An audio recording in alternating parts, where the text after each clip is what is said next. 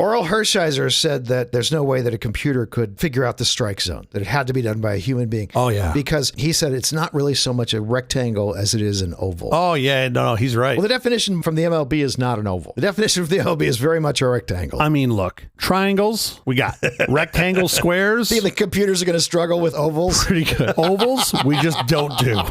We just don't do. There's no way. There's like 2 radii. Yeah, you know if that's the plural of radius. I don't know. Like R1, R2, something Johannes Kepler. I don't know. I'm just saying we don't do ovals. Okay. Sure. Well, clearly we don't. Quiet, please. So get on board, MLB. In 4. And if you could just change the shape 3, to a square, that'd be great. 2.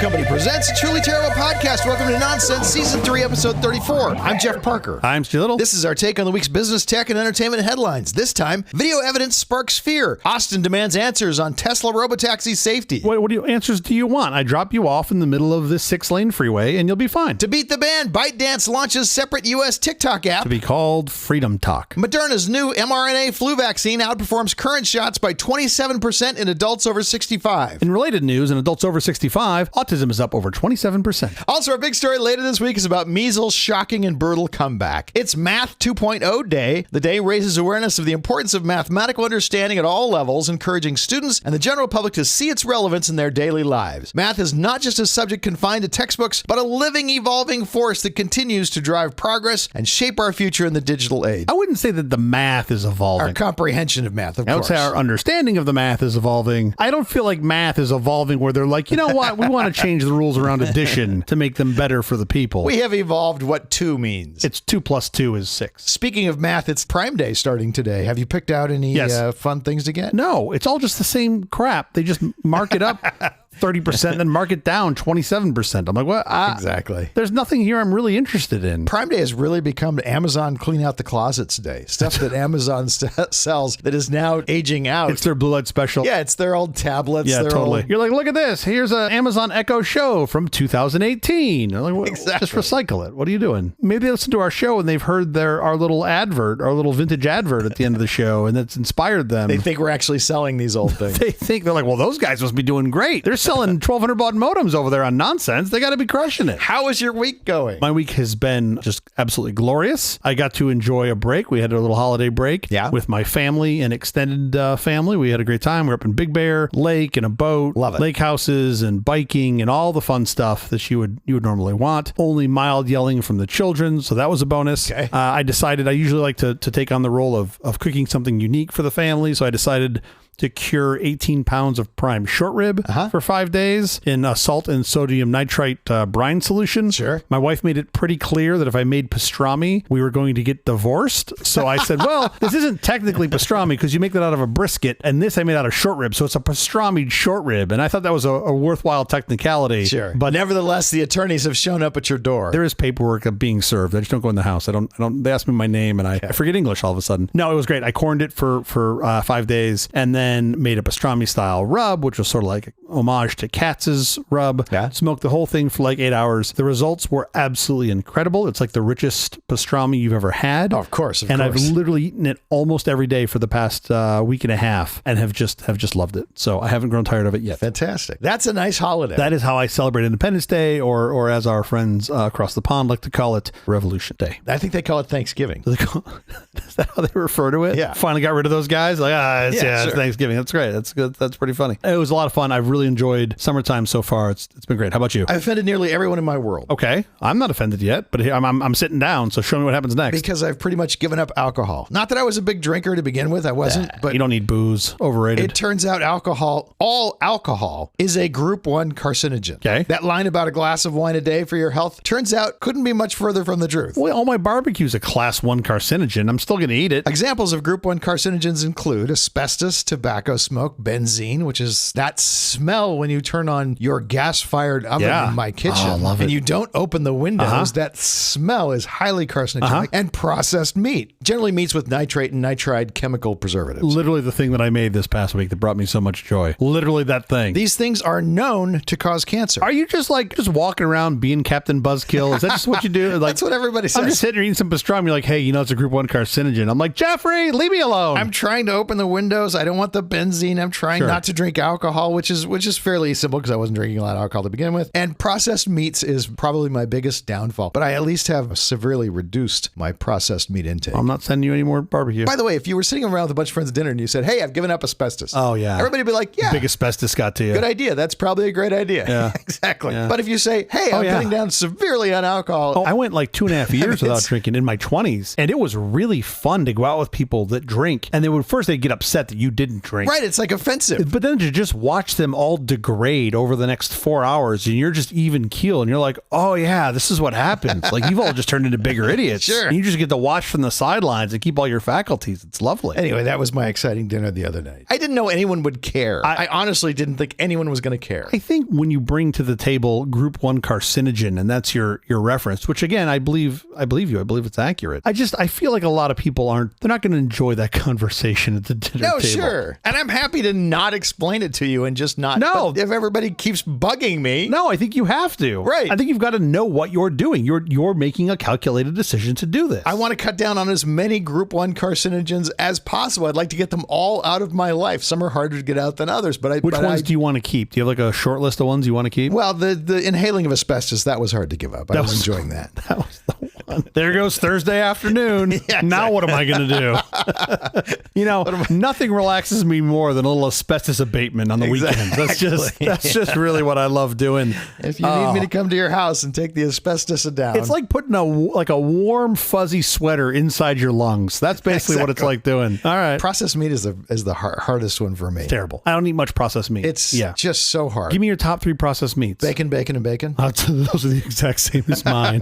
Literally, there's like every other processed meat. I'd be like, I don't need that. But then you get the bacon. I'm like, if you take that away from me, I will murder you with my hands. That's the one thing. I'll have pastrami now and again. I'll have pastrami once or twice a year. Yeah, fine. It's not as hard for me to cut down on pastrami as it is bacon. Yeah. Bacon, like every time you have breakfast, it's like, do you want a side of bacon with that? Why, yes, I do. No, I would like a side of eggs with my bacon, please. I don't think you understand how this works. It's a group 1 carcinogen. Do you still want it? Yes, please. I would enjoy dying a miserable, painful death. I mean, I have actually tried to walk myself back a little bit. Yeah. I used to, every time I'd go to Costco, I would just buy a 4-pack of bacon every time because why the hell not? It's not like I'm not going to eat it. And now I try to limit that now to like every 5th trip. Like I try to not always have bacon in the house. Oh, I don't put it in the house, but I go to breakfast at the Nosh all the time. Oh, no, I put it in the house. Those people know my weak spot. They know my weaknesses. Any given time, I'd say a third to half of the clothes of mine in the dirty clothes smell like either bacon, barbecue smoke, or both. So should we get to our headlines or should we just continue discussing bacon? Just the new bacon show. Is this an actual option? I feel like it's more of a rhetorical question. Beyond the hype, Austin demands answers on Robotaxi safety. Austin streets are now a battleground between futuristic ambition and public safety. Tesla's Robotaxis, touted as the future, are sparking alarm with erratic driving and reported traffic violations. Viral videos and an ongoing NHTSA probe underscore growing concerns as residents and lawmakers question the technology's readiness amid a string of unsettling incidents. I'd put this under the bad category. Now, look, we've had other leaders. Certainly, I think Waymo is the farthest along. They had issues early on, for sure. Nothing at this level. But that's the thing. I think they tested these things. A Tesla actually crashed into a parked car yesterday. Well, yeah, but that car could have gone any direction. You don't know. It's not like it was just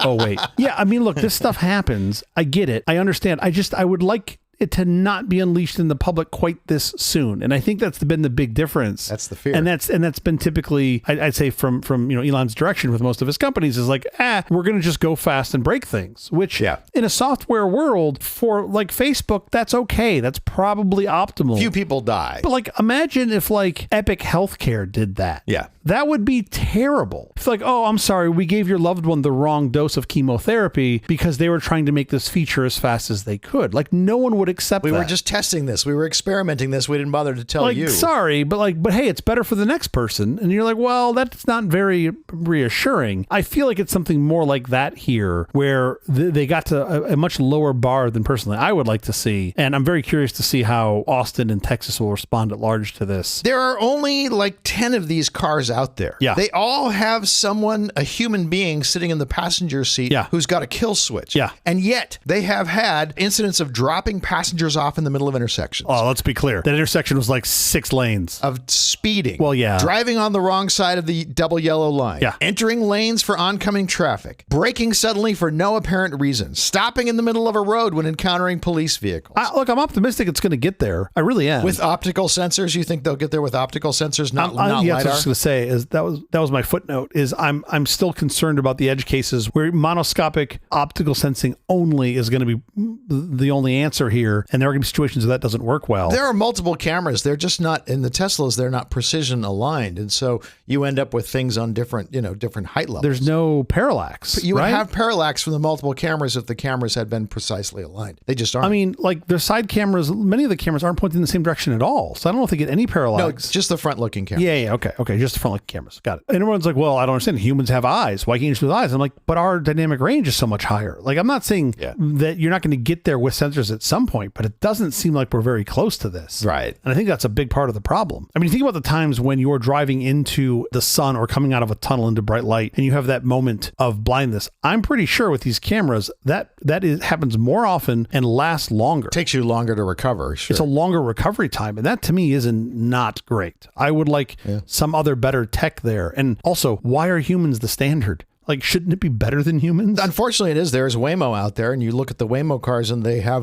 way lower incidences of these problems. And not that they are without problems. Yeah. First of all, I don't think they've ever crashed into a parked car, but they have had their own issues. Mostly, they've figured that out. I jump into a Waymo all the time, never have an issue. It's really straightforward. Well, I mean, they are known to catch on fire. Those 3 in downtown burst into flames. If people put throw a Molotov cocktail at it, torches, it'll just ignite. I mean, it'll burst right into flames. It'll just burst right into flames. Yeah, I mean, look, this is a whole string of stuff that's been in the past week or so since the holiday break that has been swirling in Musk's orbit. Pardon the pun. Oh, did you see the Grok thing? He put a tweet out on Friday that said, "We've improved Grok is his AI. We've improved Grok significantly. Yeah. You should notice a difference when you ask Grok questions. We made Grok way more racist. So now it criticizes Democrats and Hollywood's Jewish executives. That's something that was missing. It felt, I mean, when I would use it, I was like, oh man, this thing feels nice. I really wish it was more hateful. And then we got it. That's great. Now he's got that working. Exactly what we want. Yeah. It delivered 3 packs of white sheets and 2 wooden crosses to my house the other day, which I thought was great. But like, I didn't even ask for it. It's just like, here, you need this. Sure. It's like, wait, what? Like, put on your lawn. I'm like, wait, what? Why? Meanwhile, Elon has unveiled his latest political ambitions. Have you followed the formation of the America Party? Oh yes, the America Party. Yeah. I thought that was just like a eating trope. I thought we just went to like all the hometown buffets. All the meetings are at hometown buffets. He's got a third political party he wants to start, and he says it'll be up and running in a year. Yeah. Now, then people put together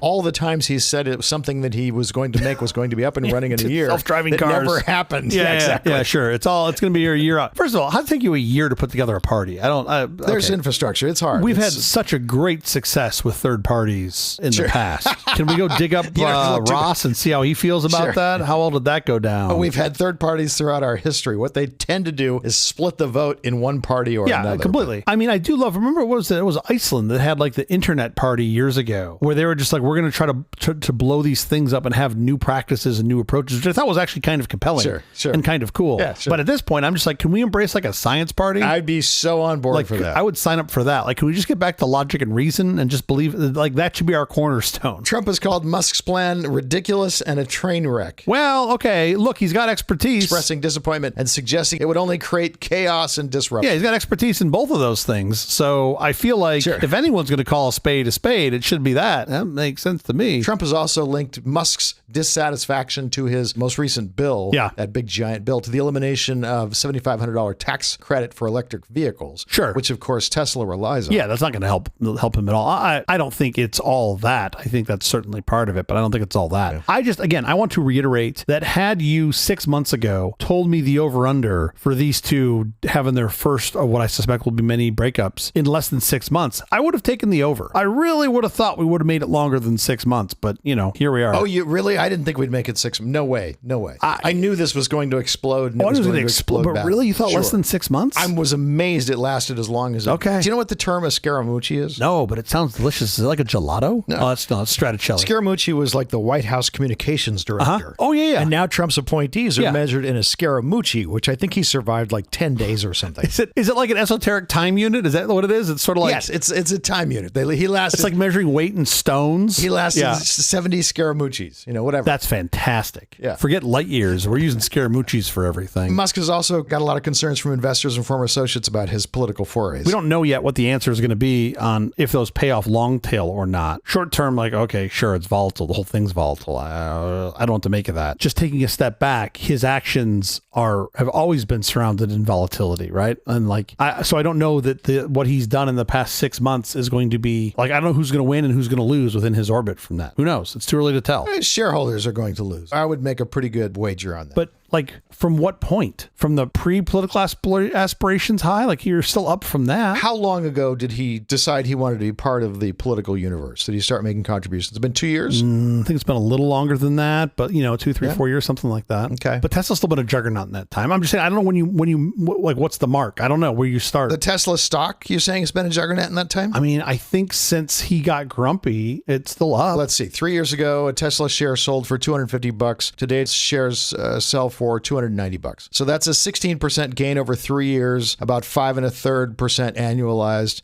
The S&P 500 gain over the last 3 years has been 64%, so 21% annualized. No, he's gotten taken out and beaten. First of all, you're not going to like any of my answers on this. I don't think the S&P is the right metric. How could the S&P 500, the most broad index we use specifically in stocks, not be the right metric? Because you're thinking this is like a actual company and not a fucking meme stock. You're holding it accountable to what the rest of the market is. Well, I know it's a meme stock, but I'm saying there are other things you could have put your money in, namely something like a broad market index, which is the tiniest amount of risk possible. And you would have gained so much more, over 3x per year, what you would have gained had you had your money in Tesla. Yeah, I understand you're being logical, but also Tesla could have lost 100x of its value in that time, right? Or not 100, but it potentially will lose a lot more of its value. It should. So maybe he's propped it up. I'm not saying the comparative should be the S&P. I don't know what the comparative should be. To me, the comparative should be the PE ratio of BMW. That's the comparative, and they're still way overperforming that. As an investor, I don't care about it just being other cars. I care about being the easiest broad selection of companies possible. Yeah, I get your point. Yeah, of course. Cybertruck performance has been described as a nightmare with disappointing sales of approximately 5,000 units in the second quarter of 2025. The vehicle has faced production and inventory challenges as well as multiple recalls and quality issues, further damaging Tesla's reputation. Yeah. In response, Musk has taken over the sales operations. He's got direct oversight of Tesla's sales operations in North America and Europe. I don't even know what to make of that. What does he know about sales? What do you what are you going to do? It just feels like you're throwing a bone to your shareholders. I don't even know what to... I don't know. Okay. There are competitive products now. The world has changed. And you've offended the people who are buying Teslas. People who are buying Teslas cared about being a little more green and a little more friendly to the earth. Sure. And you've offended all those people. That does seem to be the play. On the upside, China has seen modest Tesla growth year on year. They're selling a few more Teslas than they were last year. More Teslas going to China? Yeah. I don't know how long that will last because BYD has some incredible cars coming out. It is kind of fascinating to me. I don't know anything about the BYDs. I haven't driven them. I haven't been in one, but it seems like it's a better product. It seems like it's a better price point. Mm-hmm. Is this just an aspirational, if you're in China and you have an American made EV, even if it's of lesser quality, that somehow feels aspirational? It's somehow aspirational. I don't know.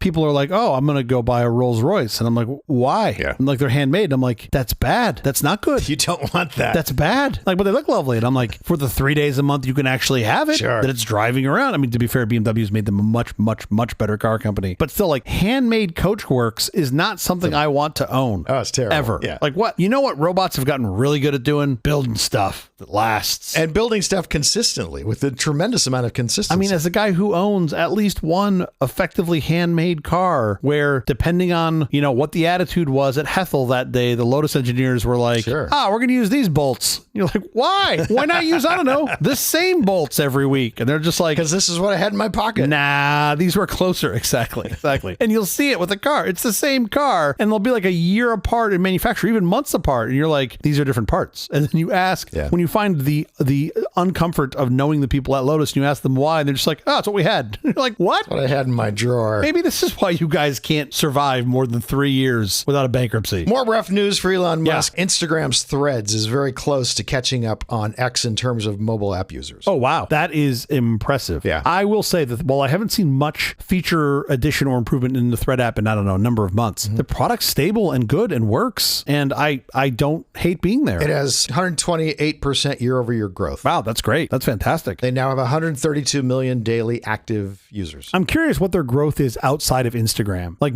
I got to believe most of their growth comes from Instagram crossover, and Instagram obviously has a huge portion of the online universe. But I'm really curious to know what it's what I'll call organic or non-Instagram growth looks like. Think about Blue Sky. Yeah. It grew 372% year-over-year as of June. Wow. But it's such a small base that it's starting with. It has 4.1 million daily active users. Wow. It's tiny. Really? Yeah. So 30x is what you're looking at with Threads from DAUs, right? You said DAUs was 120 million on Threads? Yeah. Wow. That's amazing. I did not think the discrepancy was that large. Threads is way ahead. Yeah. Threads is close to catching X. I mean, Threads has some of the best advertising inventory accessible on the planet, which is... Oh, for sure. They run these, like, I'll call it an ad because I think of it as an ad, but they'll run related threads inside Instagram in ad inventory. Yeah. And that is really great. And that's not just for new users or getting users to sign up. For existing users, you can be like, oh, here's what's happening in Threads, and it just sort of cross promotes you over to Threads. Yeah. I think it's really interesting. I don't put Meta products or Facebook products on any of my phones or anything like that. I'm not a user, but I do watch the numbers, and it's impressive how well they have come from. I wouldn't call it a stat. It's hard to call it a standing start when you're using Instagram's base of consumers to jumpstart your. But still smart to move into that space when they did, right? Yeah. They saw an opportunity there and seemed to do a great job taking it. So that's interesting. What else? Anything else blowing up Elon's world? Well, the XAI. Are you familiar with XAI? This is their data center. Yeah, this is the racist croc. We love it. It's great. I asked if I should buy a rug. He said, get an Oriental one. I said, what? They didn't have a permit to run the turbines to cool the processing permits down. Right. Now they have a permit to run 15, although aerial imaging shows they're running 24. All right. So again, for Elon, the law does not apply. Well, to be fair, numbers are hard. Counting is hard. I don't know how this works. Multiples of 3? Something. To beat the ban, ByteDance launches separate U.S. TikTok. ByteDance is creating a new dedicated TikTok app for the U.S. market to comply with U.S. law demanding the platform's divestment or face a ban. This separate app, internally called M2, TikTok internally is called M, and launching around September 2025, aims to facilitate a sale of U.S. operations to American investors while addressing national security concerns over data and algorithm control. U.S. users will eventually need to switch to this new version. I am assuming I don't know, right? But I'm assuming, based on my 2+ decades of software development experience, that they just took the code base for their TikTok app they call M, and they just fed it all into into Copilot or into Cursor. Into Grok AI. And they said, hey, just make this Americanified. Sure. And then it just put a bunch of red, white, and blue on stuff. And there's a bunch of yeehaw and a bunch of diesel coal rolling memes that just come up randomly. And they're like, look, it's Americanized. And we're going to just swallow that pill. No, they're separating their global app from their U.S. app. That's all. Yeah. I'm kind of fascinated by this. So my understanding is Oracle has either done a deal or is very close to doing a deal with them. They haven't done it. If you look carefully at Trump's statements, it's very clear that the deal is not done. My hunch is they're trying to package it up, and they probably, because the largest shareholder in ByteDance is the PRC, if I understand correctly. Yeah. So, and I think the PRC even has some sort of golden share as well. So without the PRC support, this doesn't happen. So my hunch is they're trying to package it all up in a way that they can get the PRC to swallow the pill. Mm-hmm. And I'm sure there'll be some leverage used on both or either side for that. But what's I'm fascinated in the technical details. I am assuming you're going to get an app experience that looks very similar to TikTok, that's going to use US infrastructure. And I'm really curious about the content. So if you post content into, I'll just call them M or M2, are they going to cross-populate between platforms? I'm assuming they're going to in some form. There's going to be a switch. I think that's the point, is that they don't. No, I think they'd be cutting off your nose to spite your face. I don't think their product would work. I think there's going to be some sort of, I'm assuming creator initiated. When the creator goes to post, it's going to say, do you want to post this to TikTok or TikTok and TikTok America? And you just set it to yes, and it cross posts to both. Mm-hmm. And they're going to keep data on both platforms, they're going to be somewhat separate, but the experience is going to look very, very similar. Because why would you give up one market over the other as a creator? If I were ByteDance, I just would fold my arms and I would not sell to a U.S. company. Now, PRC may overrule that. But why not? I mean, why not keep the U.S. market? Let it go dark and let them deal with the political fallout of the fact that you made TikTok go dark. But if the argument is keep your U.S. user base and give up 10, 15, 20% of the revenue and do some work to get there, that seems like a reasonable Unless I can keep option. the revenue that I've got now, the percentage of revenue that I've got now, and just because of the political blowback, they eventually have to bring this thing back. They already did it once. Oh, sure. Yeah. I mean, look, this app may never see the light of day. It may end up getting reverted at some point anyway. This all could be posturing. Sure, that could still be the case. Yeah. But I still think it's worth having in your back pocket. I don't know why you'd want to give up the U.S. market. I don't see any value in doing that for ByteDance. Pam Bondi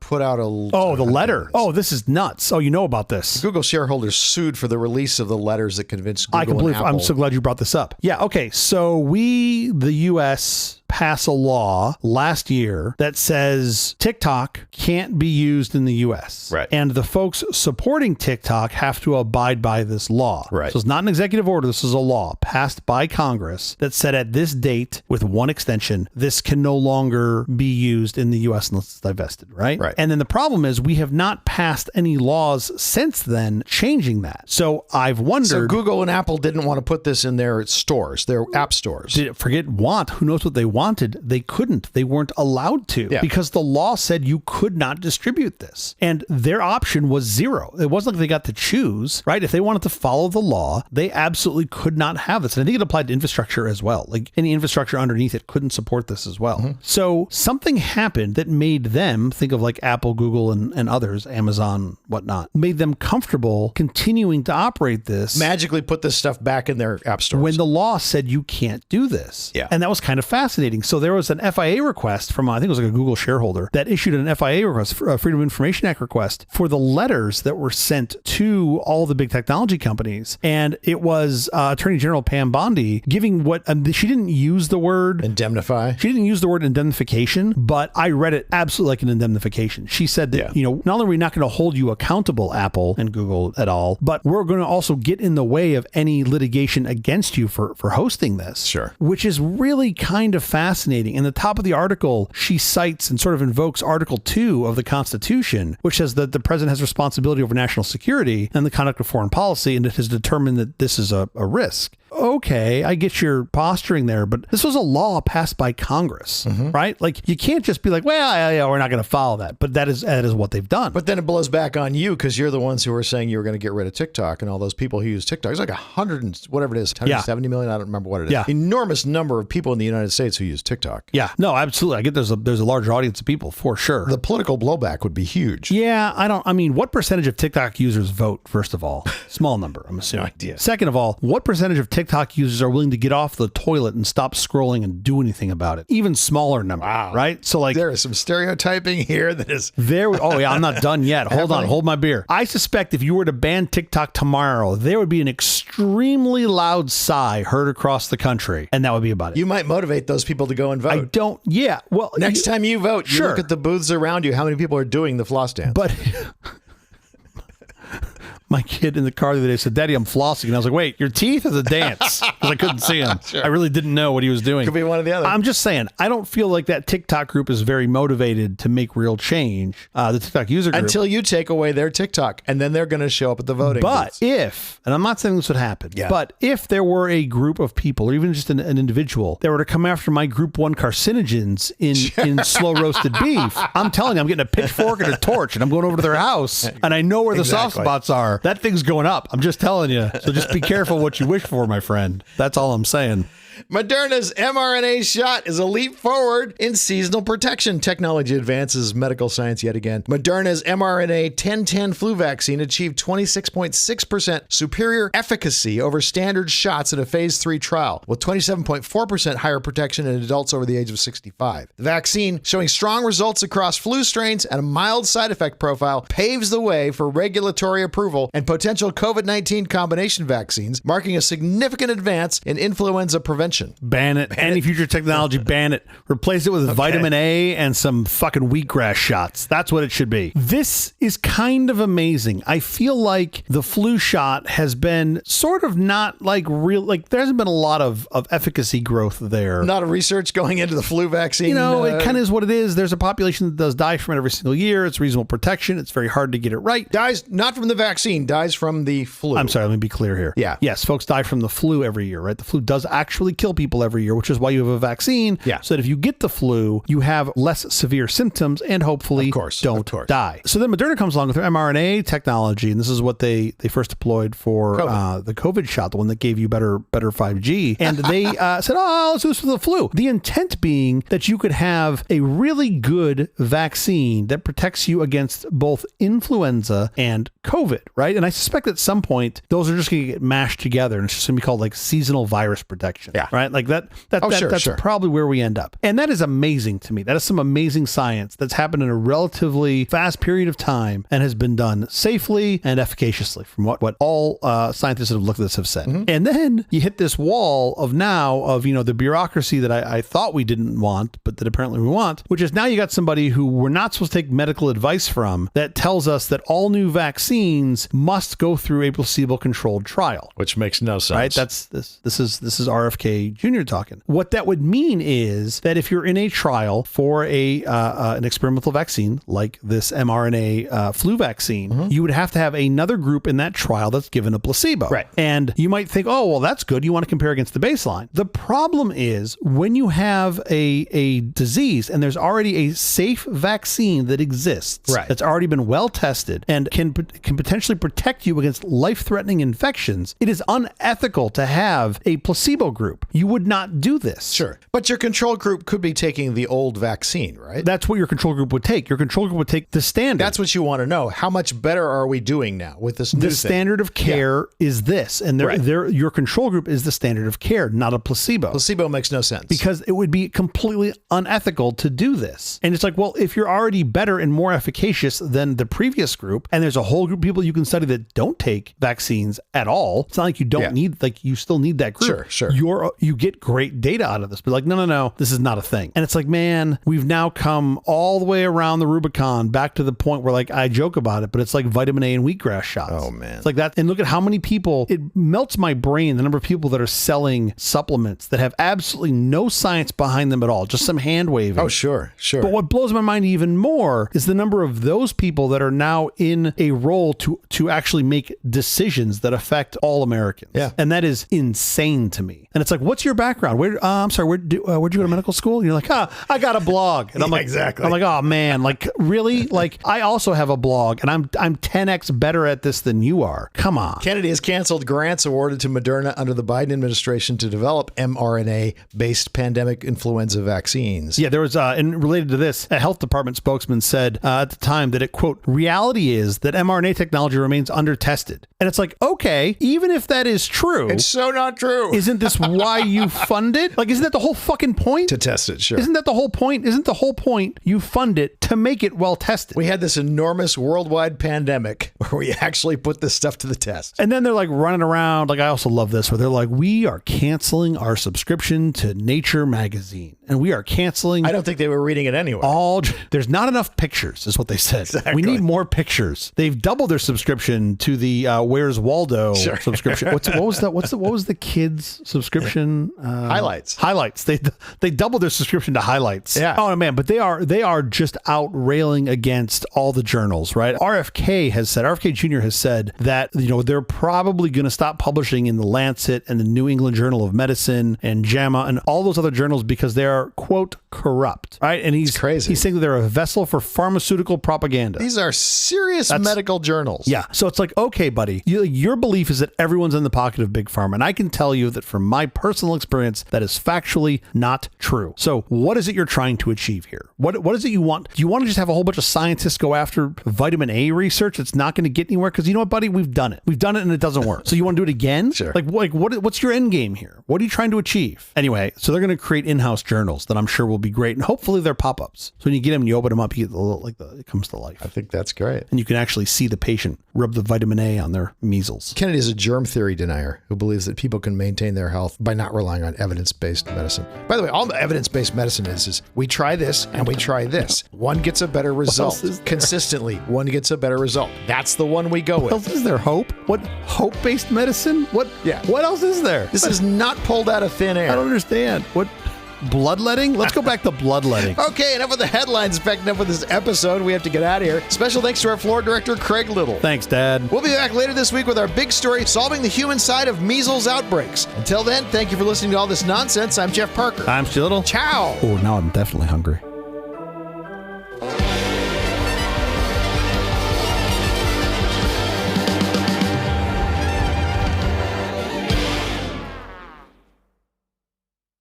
Jeff, would you like one of the best color 13-inch ultra high resolution RGB monitors available? Well, of course it wouldn't. Well, now you can get one of them at an unheard of price. Okay. These super RGB color monitors have the best looking color graphics that we have ever seen. Oh. They're the 13-inch instead of the usual 12-inch. I didn't know there was ever a 12-inch monitor. That was a thing? That was the old style. The new style is the 13-inch. Okay. The massive 13-inch style monitor. The point is that it's the flat square style, so it reduces glare. Fantastic. Toshiba has employed this frosted glass in combination with a professional pedestal-like stand. Well, I don't like the amateur pedestal stand, so this will be good. It's a professional. Yeah, he's not just a stand in the afternoons and evenings. No, he does this professionally. He's a stand all day long. Yeah, totally. These will give you 700 by 400 resolution if you have a high-res board. Sure. Now, regularly cost-adjusted prices, these would be $2,350. Wow. And they're usually sold for $1,000. Still. They're available right now for $880. While supplies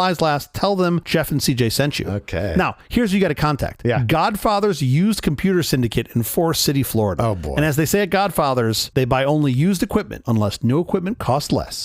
That's their That saying. is actually their tagline. That's funny. Their actual tagline is they buy only used equipment unless new costs less. And sometimes it does because they make an offer you can't refuse. Now, totally. These prices I did cost adjust in actual dollars then. Yeah. It was like $800. Sure. And they were actually selling this for about $300, just for perspective. Now, you are very good at the years. When do you think this was? Ish. Rough. I don't remember color monitors. I don't remember monitors as well as I remember other things in computing. You've got a big hint. There's a big hint in here. The resolution? 700 by 400. Yes, the resolution. I would think that would be mid-80s. Mid-80s. Yeah, that's got to be around, I'm going to guess, but I think mid-80s, 85, somewhere in there. Yep. This ad is from 86, but sort of same thing, 85, 86. Yeah. What I find fascinating about this is that this crappy monitor, this crappy 13-inch monitor on a stand in today dollars. No, it's not a professional stand. It's not a professional stand. I'm sorry. I'm to all the ones in the landfill listening right now. I apologize for diminishing your stand value. The monitor sold in like what I'm assuming is a surplus buy. I'm assuming this was like some surplus stock they bought that they're dumping for $880 in today's money. Think about what you can buy in computational power. Oh, sure. For $880. You can go buy a nice shiny MacBook Air, I think, in that price range. That's incredible. That, by the way, comes with a screen. Yeah, sure. That's bigger than 13 inches. But the stand is completely amateur. It is not a professional stand. That was my point, is that they really... That's the difference. We've gone away from professional stands, and now we just have all these amateurs who want to be stands. They're half stands. Some are semi-pro. Also, I would say so far we've been doing this advert series now for probably about a year. Mm-hmm. Godfather's Used Computer Syndicate. Oh, what a great name. Is by far the best name. Sure. And I did go search modern day for Godfather's Used Computer Syndicate. They bought one of their suppliers when they went bankrupt, sold a bunch of their equipment, and that company still exists today. Oh, wow. They had a product, best I can tell, they might not have touched it in the past 10 years, but they ended up buying out this company that made basically a clone computer. Sure. And now that brand still exists. It's called Columbia Data Products, but I just thought that was fascinating to me. With a name like Godfather's, I think they're selling monitors that fell off the back of a truck. I mean, right? That's what like, you're going to buy this monitor and you're going to like it. And you're like, yes, I am. Sure. Yes, I am.